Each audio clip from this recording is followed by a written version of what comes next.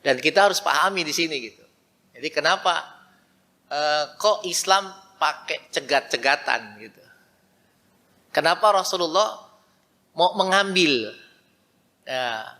perdagangan yang dibawa oleh Abu Sufyan ini? Harus kita pahami dulu. Nah, ini jin ini belum Islam, tapi mendengar bacaan Quran seneng, takjub gitu. Nah, kita yang udah sering baca nggak takjub. Katanya agama yang baik, agama yang benar, tapi kok melanggar aturan di bulan haram, di mana nggak boleh berperang, nggak boleh melakukan pertumpahan darah. Gitu.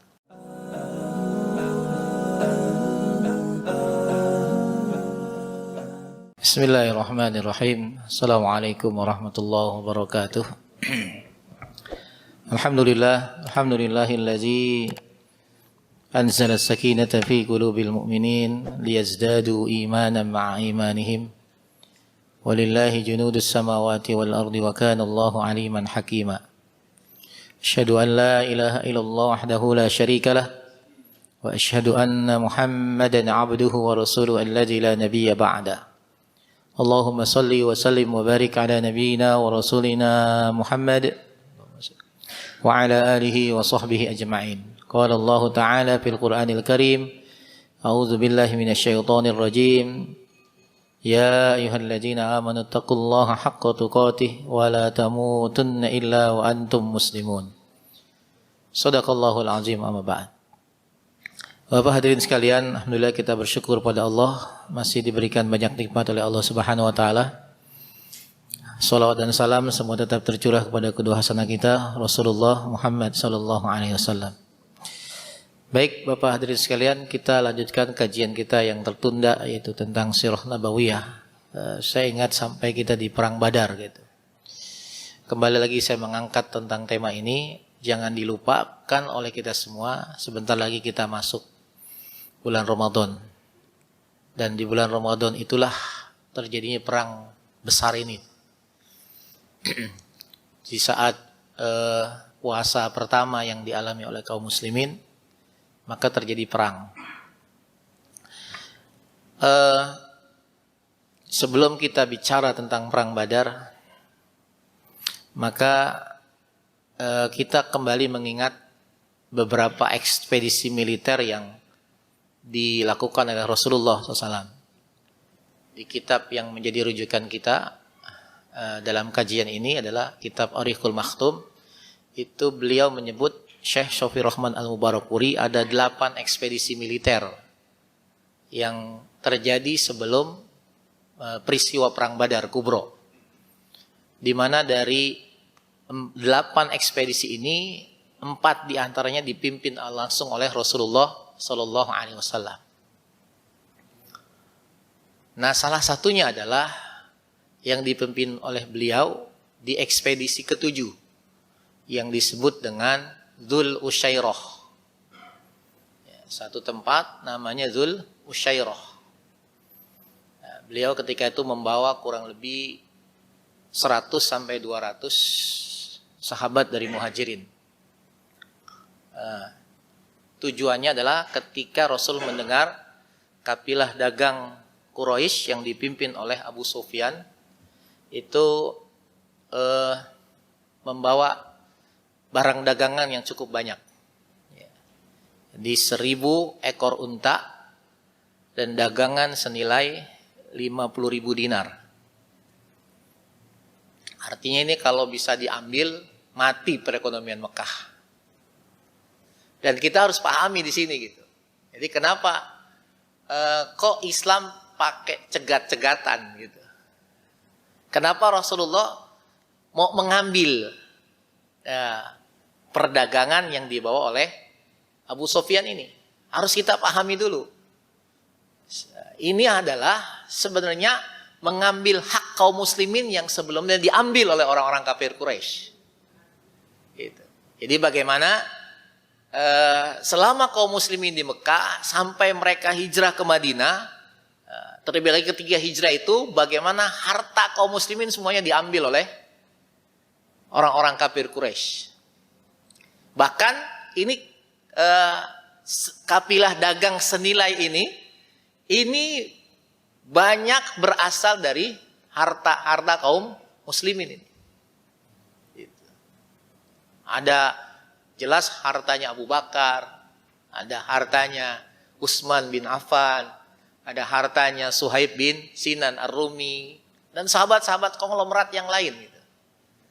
Itu direbut oleh orang kafir Quraisy ketika kaum muslimin hijrah ke Madinah. Maka artinya ini dalam rangka mengambil hak kembali gitu.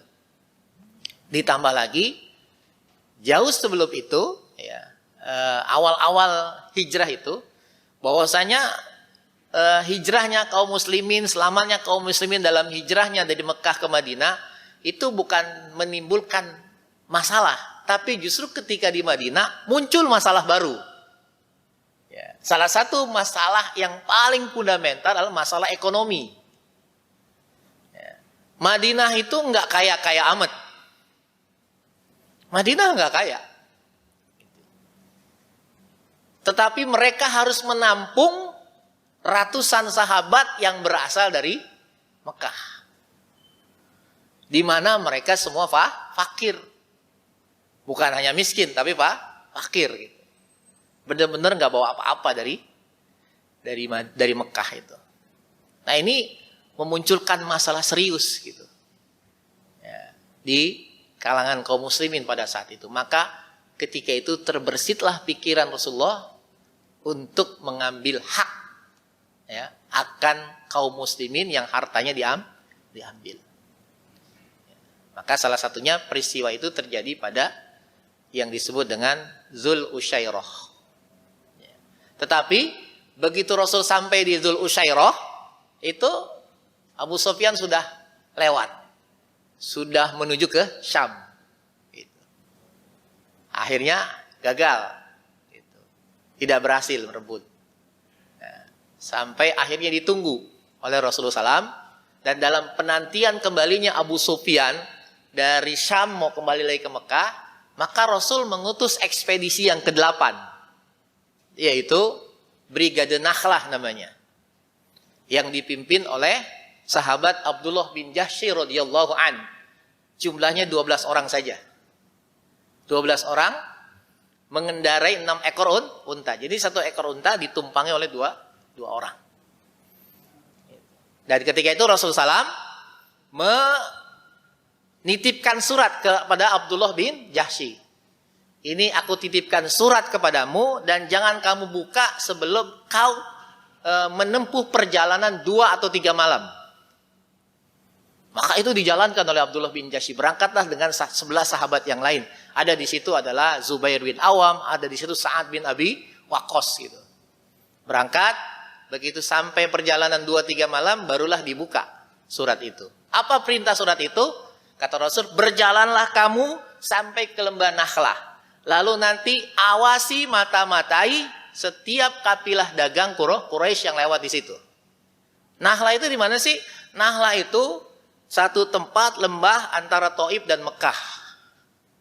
Nah ini kalau kita ingat bahasan kita pada peristiwa Thaif, ini tempat yang sebagai bentuk hiburan Allah kepada Rasulullah SAW. Kenapa? Ketika dakwah beliau itu ditolak di Thaif, beliau itu mau kembali ke Mekah, tapi singgah beberapa malam, menginap beberapa malam di lembah Nakhlah namanya.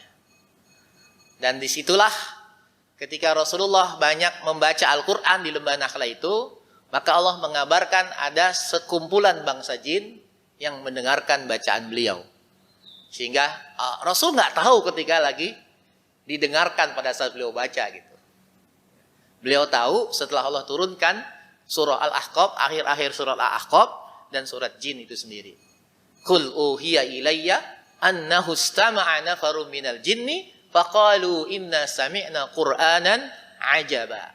Dikatakan oleh kaum Muhammad, diwahyukan kepadaku sesungguhnya sekumpulan bangsa jin itu mendengarkan bacaan Quran yang kau baca. Lalu mereka berkata di kalangan mereka, inna sami'na qur'anan ajaba. Sesungguhnya kami mendengarkan bacaan yang sungguh menakjubkan. Nah, ini jin ini belum Islam, tapi mendengar bacaan Quran seneng, takjub gitu. Nah kita yang udah sering baca nggak takjub, gitu. Ya kan gitu. Biasa saja gitu. Jin itu belum tahu dia. Kita ini sering baca Quran, tapi pernahkah kita takjub dengan bacaan yang kita baca itu? Gitu. Padahal Al-Quran itu semua kaitannya itu mengandung unsur mukjizat. Gitu.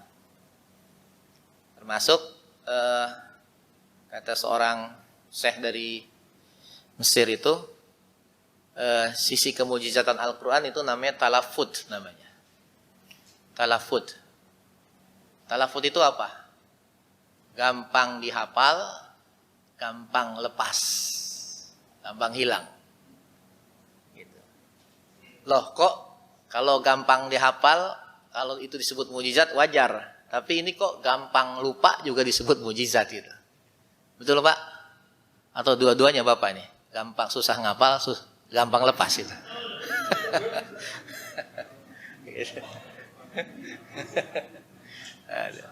Harusnya kan gampang dihafal, gampang lupa. Ini susah ngapal, gampang lepas gitu.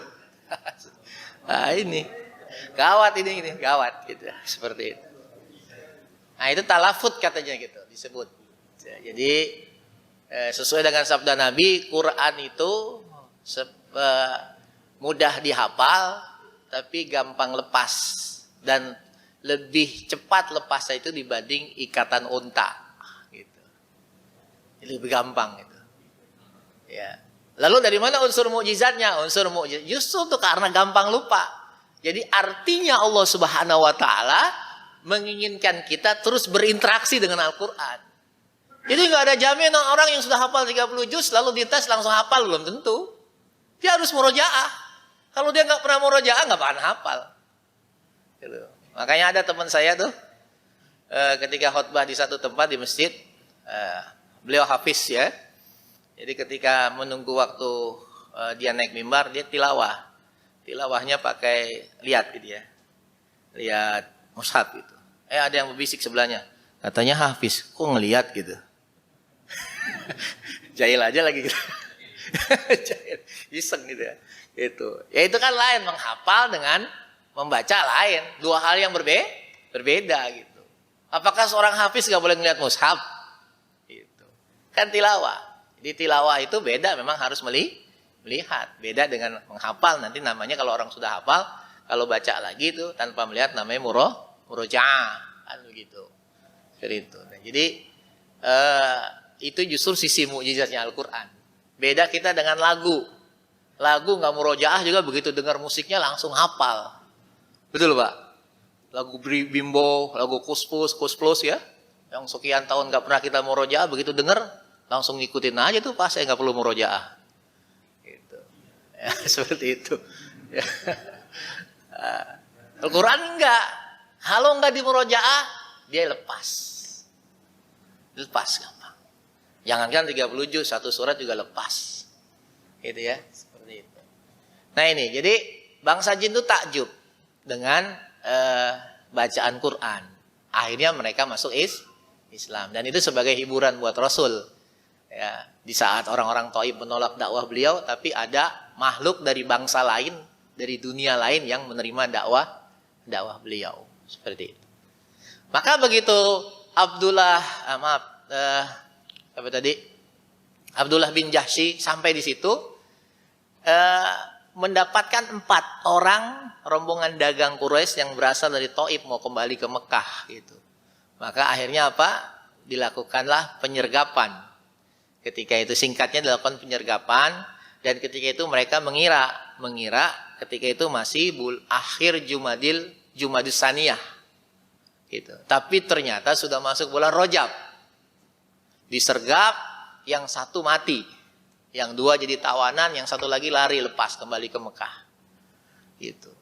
Maka dibawalah harta rampasan tadi oleh para sahabat ini, yang 12 orang ini pimpinan Abdullah bin Jahsy ke Madinah. Begitu sampai di Madinah, bukan dapat sambutan baik dari Rasul marah malah. Sampai Rasul mengatakan, "Wallahi ma amartukum biqitalin fi syahril haram." Demi Allah, kata Rasul, saya tuh tidak pernah perintahkan kalian untuk membunuh di bulan haram ini. Gak boleh gitu. Rajab itu kan salah satu bulan haram gitu. Bahkan Rasul, enggak, saya nggak mau terima harta yang kamu bawa, yang kalian bawa. Saya nggak mau terima, kata Rasul. Nah, dan berita ini sampai di Mekah, sampai di Mekah. Wah, jadilah bulian itu kaum muslimin, Rasul para sahabat. Katanya agama yang baik, agama yang benar, tapi kau melanggar aturan di bulan haram, di mana nggak boleh berperang, nggak boleh melakukan pertumpahan darah. Gitu. Ya, terjadi kebimbangan, khususnya tadi brigade yang dipimpin oleh Abdullah bin Jahsy. Tapi kemudian Allah merespon, Allah menyelesaikan masalah ini dengan menurunkan surah Al-Baqarah ayat 217. Yas'alunaka 'anis syahril harami qitalin fi. Mereka bertanya kepada Muhammad tentang membunuh, berperang di bulan haram. Ya, bulan haram itu ada 4, dan penetapan haram itu sudah dari dulu. Ya, ini satu milah, bukan hanya dalam Islam yang dibawa oleh Muhammad, tapi juga Nabi Ismail, Nabi Ibrahim. Itu 4 bulan itu haram sebagaimana Allah sebutkan dalam surat At-Taubah, inna iddatasy syuhur indallahi 12 syahran fi kitabillah yauma khalaqas samawati wal ard minha arba'atun hurum. Sesungguhnya bilangan bulan dalam setahun itu ada 12 bulan. Yes. Dan itu sudah Allah tetapkan semenjak Allah menciptakan langit dan bumi. Di antara 12 bulan itu ada 4 bulan haram. Yang kata para mufasir, salasatun sardun wa wahidun fardun. 3 yang berturut-turut, 1 yang terpisah. Ya, yang berturut-turut Dzulqa'dah, Dzulhijjah, Muharram. Yang terpisah adalah Rajab. Ya. Kemudian Allah meneruskan firman-Nya, Qul qitalun fihi kabir. Katakan kamu Muhammad, berperang di bulan haram itu, menumpahkan darah di bulan haram itu dosa besar, kata Allah. Dosa besar. Tapi kemudian Allah lanjutkan lagi, wasaddun an sabilillah wa kufrum bihi wal masjidil haram wa ikhraju ahlihi minhu akbaru indallah. Tetapi menghalang-halangi manusia dari jalan Allah, dari agama Allah, lalu juga bersikap kafir, menolak, tidak beriman kepada Allah, kepada Rasul, kepada Al-Quran, dan juga menghalang-halangi manusia untuk masuk ke dalam Masjidil Haram, dan juga mengusir penduduknya dari asalnya, itu dosanya lebih besar di sisi Allah. Maka kemudian kata Allah, wal fitnatu akbaru minal qatl. Ya, fitnah itu lebih besar dosanya dibanding membunuh. Tapi fitnah di sini bukan bahasa Indonesia. Ya, kalau bahasa Indonesia apa fitnah? Menuduh kan itu ya. Tidak sesuai dengan kenyataan. Tapi fitnah yang dimaksud dalam ayat ini adalah tadi 4 hal. Wasaddun an sabilillah. Menghalangi manusia dari jalan Allah. Itu dilakukan oleh orang kafir Quraisy selama kaum muslimin berada di Mekah. Bahkan dibunuh, disiksa, dibunuh. Bukan hanya dihalang-halangi. Wa kufrum, mereka kafir terhadap kebenaran Al-Quran. Bahkan mereka mengatakan Al-Quran itu sihir, Muhammad itu tukang sihir, Muhammad itu gila, dan lain sebagainya. Kemudian yang ketiga adalah, maksud fitnah di sini, menghalang-halangi manusia dari masuk ke Masjidil Haram. Nggak boleh. Ini dilarang, nggak boleh karena kemari. Makanya ketika di tahun ke-6 Hijriah, Rasulullah dan para sahabat datang dengan niat baik, tidak maksud berperang, ingin umroh. Tapi akhirnya dilarang. Sehingga terjadilah perjanjian Hudaybiyah. Jadi salah satu poin dari perjanjian Hudaybiyah itu adalah menunda umroh tahun ini. Nah, jadi umroh ditunda, dulu ada Pak. Sekarang udah berapa kali? Nah itu dulu yang ngalangin siapa? Yang ngalangin orang kafir. Itu umroh. Gitu. Ya. Umroh ditunda. Tahun depan baru boleh umroh. Maka tahun 7-nya baru Nabi umroh. Yang disebut dengan umrotul qadha. Ya, umrotul qadha. Umroh qadha.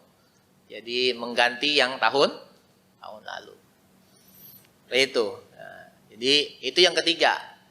Dan yang terakhir yang dimaksud dengan fitnah itu adalah wa ikhraju ahlihi. Mengusir penduduknya, yaitu para sahabat yang berasal dari Mekah, diusir keluar. Nah, 4 hal ini disebut fitnah. Dan 4 hal ini dosanya lebih besar daripada yang dilakukan oleh Abdullah bin Jahsy.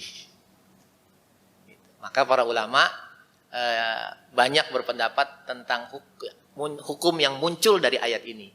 Salah satunya jumhur ulama mengatakan bahwasanya ayat ini memansuh larangan berperang di bulan haram sebelumnya.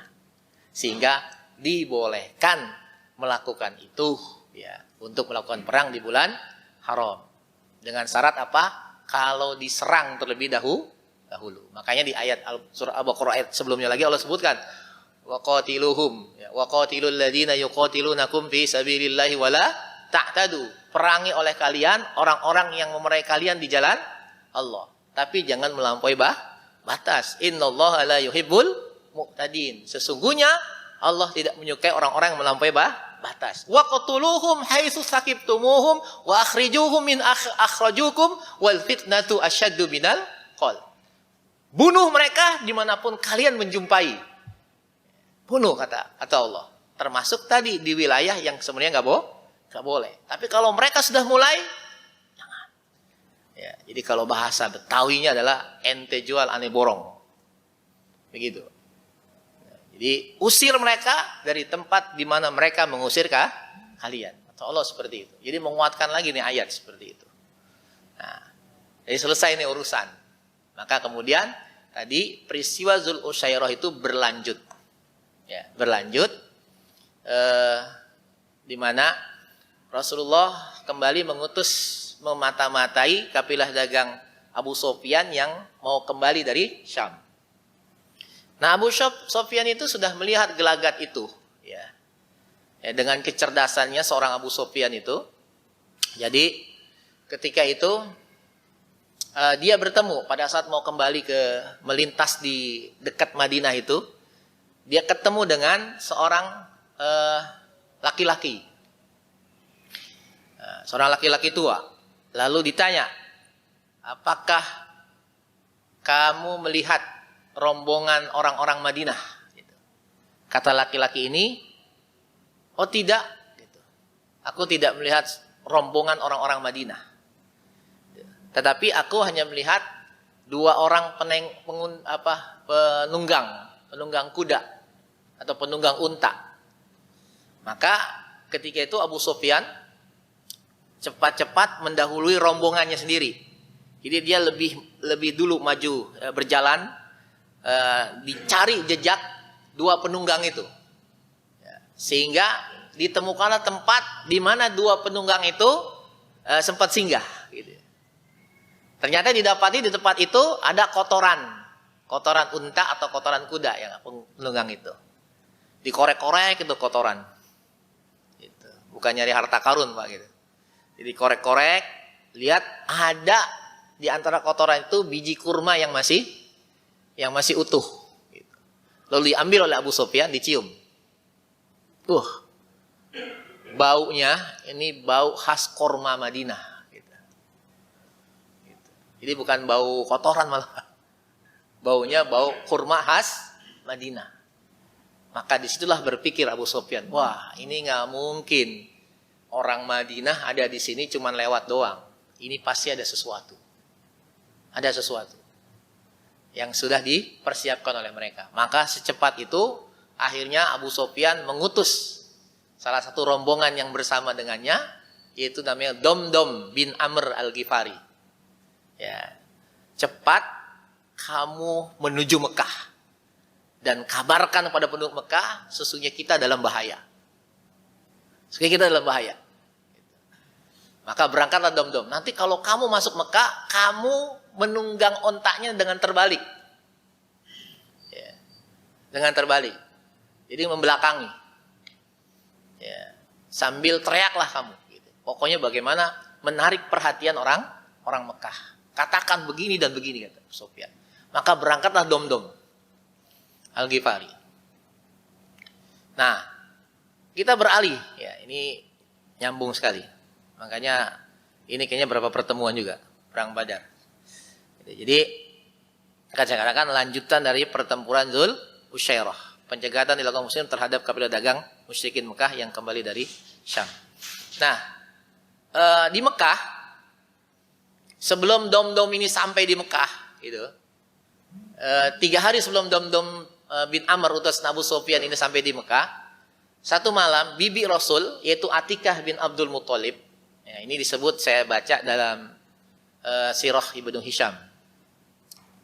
Jadi Atikah ini bibi Rasul yang ketika itu belum masuk Islam. Dia mimpi semalam malam itu dia mimpi. Ya. Mimpi menurut dia nggak biasa ini mimpi nih.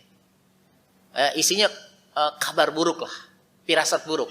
Sehingga paginya dia bicara ngomong sama saudaranya, itu paman Rasul Abbas bin Abdul Muthalib yang ketika itu juga belum masuk Islam.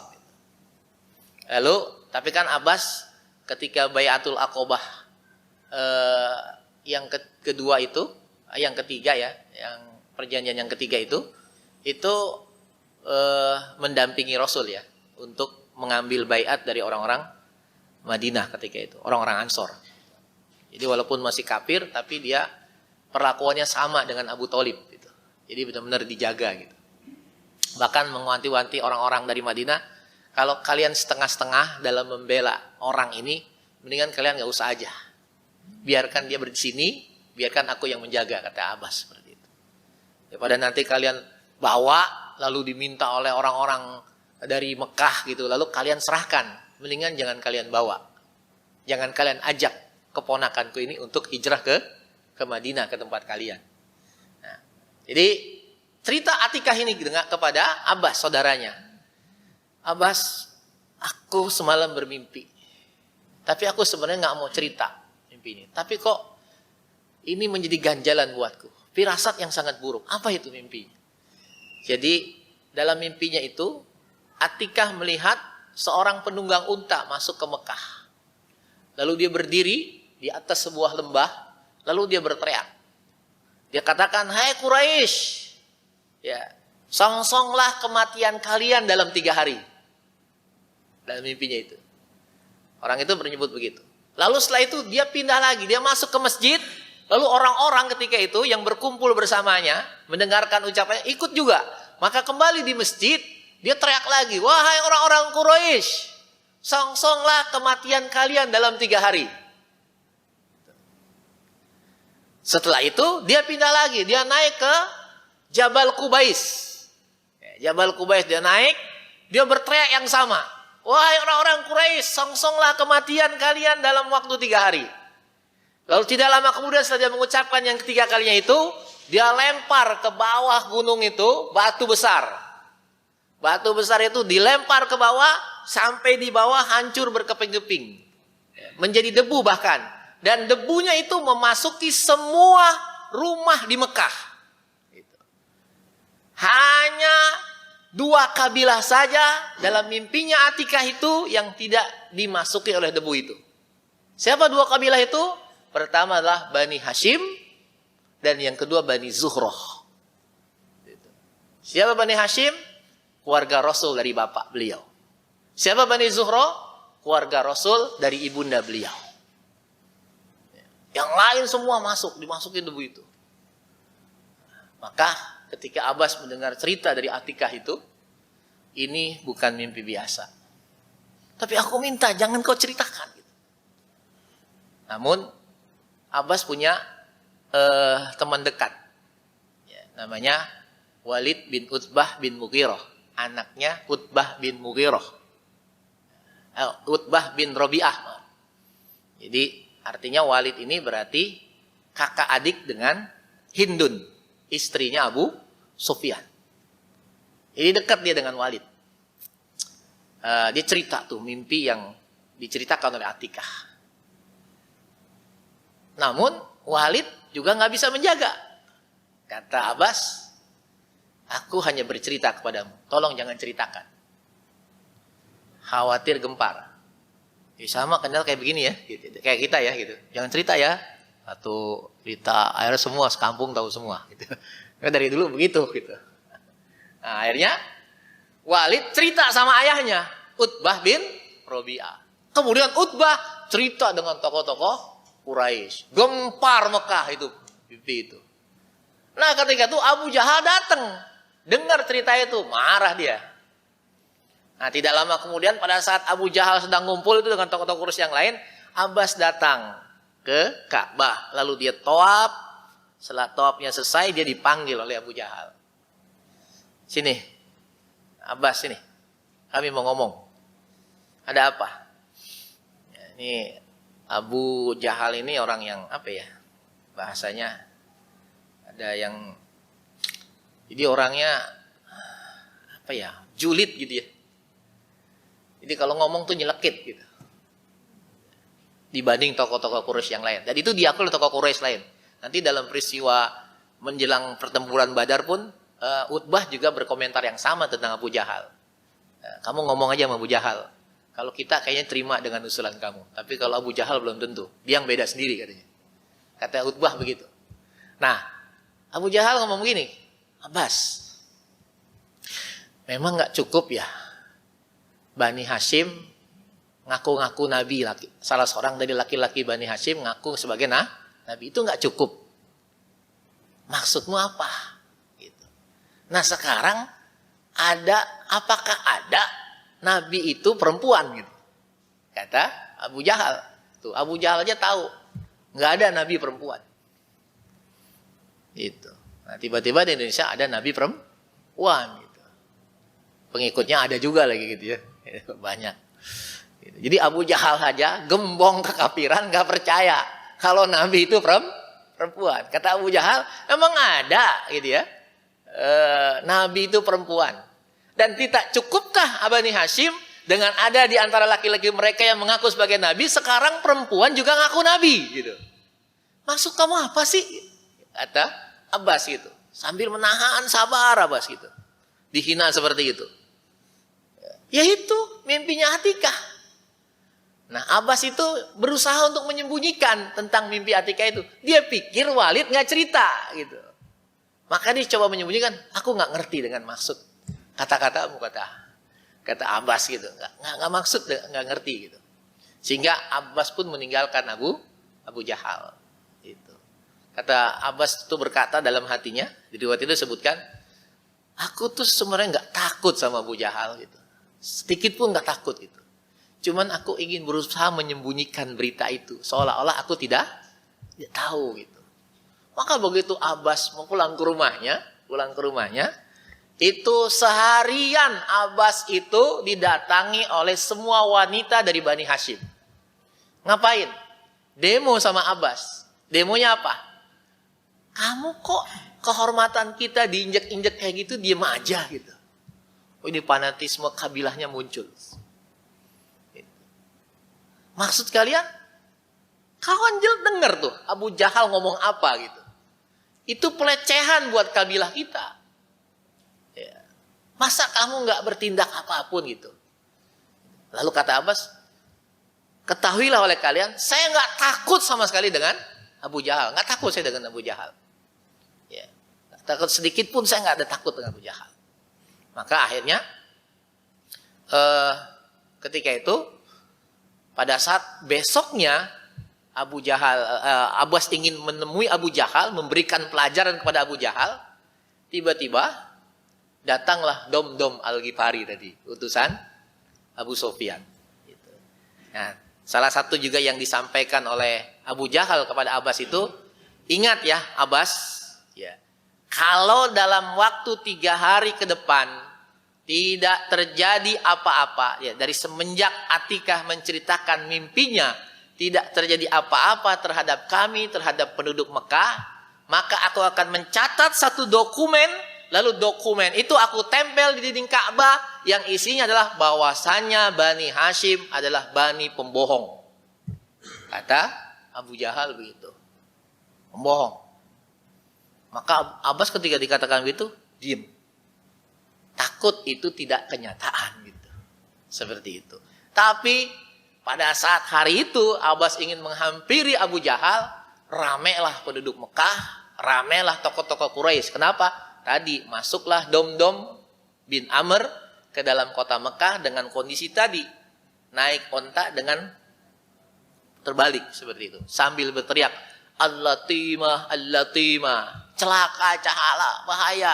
Wahai Quraisy, tolong kami, harta benda kalian ini mau direbut oleh Muhammad. Semuanya, bantu kami, tolong kami. Gitu. Maka semua tertuju kepada dom-dom. Diamlah ketika itu Abu Jahal. Diamlah ketika itu Abu Jahal.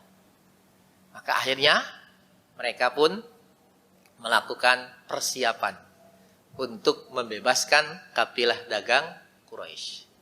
Jadi niat awalnya itu adalah mereka berangkat itu ingin membebaskan kafilah dagang Quraisy yang dipimpin oleh Abu Sufyan. Itu semua.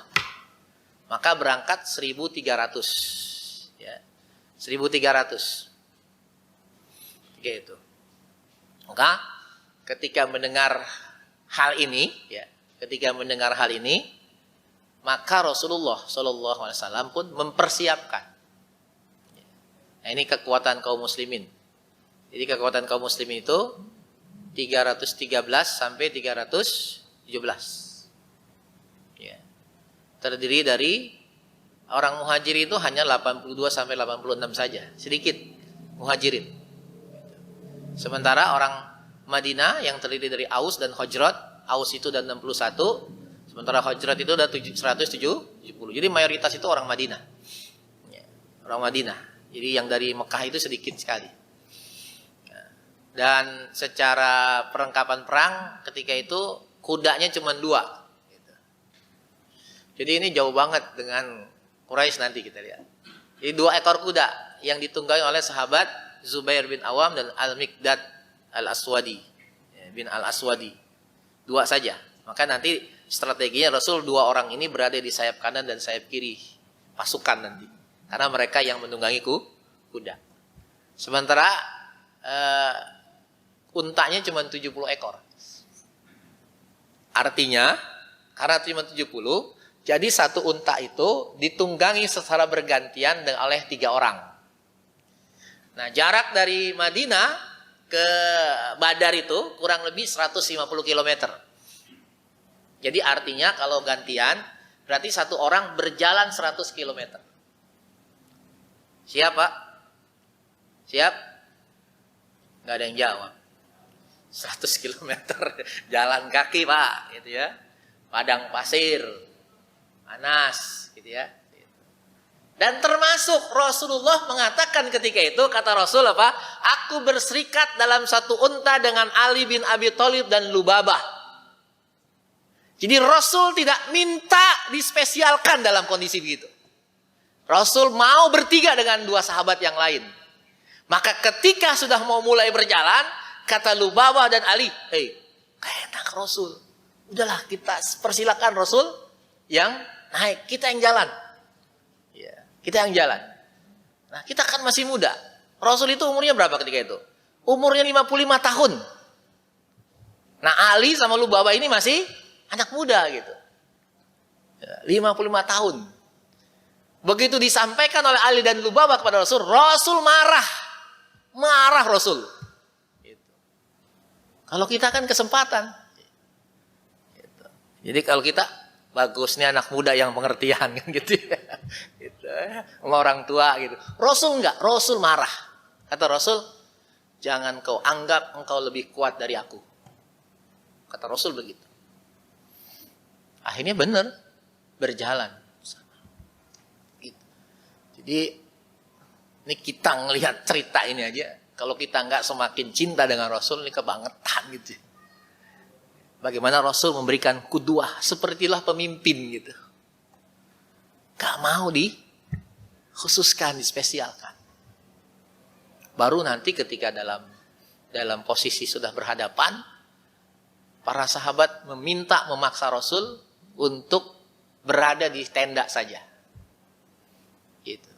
Jadi Rasul berada di sebuah tempat agak menjauh dari arena pertempuran, gitu ya. Lalu dibuatkan tenda lah. Tenda itu dikelilingi luarnya oleh para sahabat pengawal. Maksudnya apa? Kita harus paham. Karena ketika itu pikiran para sahabat udah isa gitu pikiran sahabat. Udah dulu ya Pak.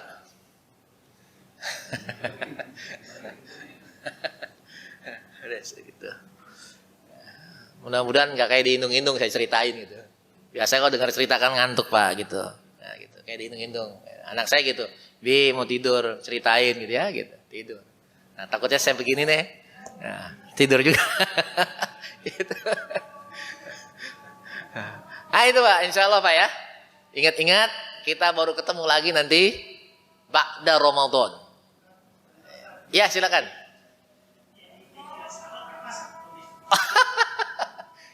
Yang ada dalam surat Al-Anfal yaitu ka'annama yusaquna ilal maut. Jadi para sahabat dalam menghadapi perang Badar itu seolah-olah mereka digiring ke tempat kematian. Kenapa? Karena jumlah mereka yang tidak sebanding. Peralatan mereka yang tidak mencukupi untuk menghadapi pasukan sebesar itu. Gitu. Jadi pikiran mereka, ini kita sedang menuju kematian. Maka mereka nggak mau terjadi sesuatu kepada Rasul. Sehingga dibuatkanlah tenda khusus. Jadi kalau terjadi sesuatu yang di luar dugaan gitu ya, yang merugikan kaum muslimin, Rasul cepat-cepat diselamat. Ya, itu para sahabat Pak. Para sahabat. Jadi kan surat Al-Anfal itu surat yang bercerita tentang perang Badar. Gitu. Makanya para mujahidin, ya, menurut banyak cerita, jadi surat Al-Anfal itu menjadi nasyidul mujahidin, nasyidnya para mujahidin. Jadi kalau mujahidin tuh kalau bernasyid bacanya surat Al-Anfal. Bacanya surat Al-Anfal. Karena apa? Di situ ada kekuatan yang sangat luar biasa. Apalagi surat Al-Anfal itu Allah dahului dengan apa? Dengan permasalahan dulu. Ya, sebelum Allah bercerita tentang semua pertolongan Allah di perang Badar, itu Allah cerita dulu tuh. Allah kemukakan masalah dulu. Apa masalahnya? Oh, merasa ketika itu para sahabat merasa punya andil besar masing-masing dalam menjaga Rasul dalam perang Badar itu, sehingga akhirnya mereka berebut tentang harta rampasan perang. Yas'alunaka 'anil anfal. Mereka bertanya kepada Muhammad tentang anfal. Maka Allah langsung meluruskan, qulil anfalu lillahi war rasul. Katakan kepada Muhammad, anfal itu adalah kepunyaan Allah dan Rasulnya. Baru kemudian nanti Allah sebutkan itu. Bagaimana kamu mengklaim kamu paling berjasa? Orang semuanya pertolongan Allah. Semuanya pertolongan Allah. Dari turunnya hujan gitu ya. Semua. Itu semua pertolongan Allah Subhanahu wa taala. Jadi sampai Allah mengatakan apa? Wa ma romaita id romaita walakinnallaha roma. Dan tidaklah kamu melempar ketika kamu melempar, tapi Allah lah yang melempar. Sampai seperti itu. Nah, nanti kita kaitkan dengan perang dengan surat Al-Anfal insyaallah. Ya. Mudah-mudahan kita dipanjangkan umur kita oleh Allah Subhanahu wa taala. Demikian, mohon maaf. Jadi satu pertanyaan aja gitu. Yang lain enggak sih. Tapi nanti mungkin pada ini ya, karena maghrib tidak ada kajian, nanti mungkin kita atur di sorenya ya. Kan besok sudah masuk Ramadan ya, bulan besok. Pada maghrib tidak ada ini, mungkin kajiannya kan Iya, nanti berarti habis itu aja ya. Jadi habis lebaran. Mudah-mudahan yang sore bisa Pak Haji. Terus gitu. Ya di sore. Itu penting juga membahas perang Badar dalam suasana Ramadan. Kita bawa kondisi bagaimana dulu sahabat, ya. Perang besar, lagi puasa gitu. Bayangin aja. Gitu. Baik, demikian lebih kurang saya maaf. Wallahu a'lam bishawab. Kita tutup dengan doa kafaratul majelis. Subhanakallahumma wa bihamdika asyhadu an la ilaha illa anta astaghfiruka wa atubu ilaik.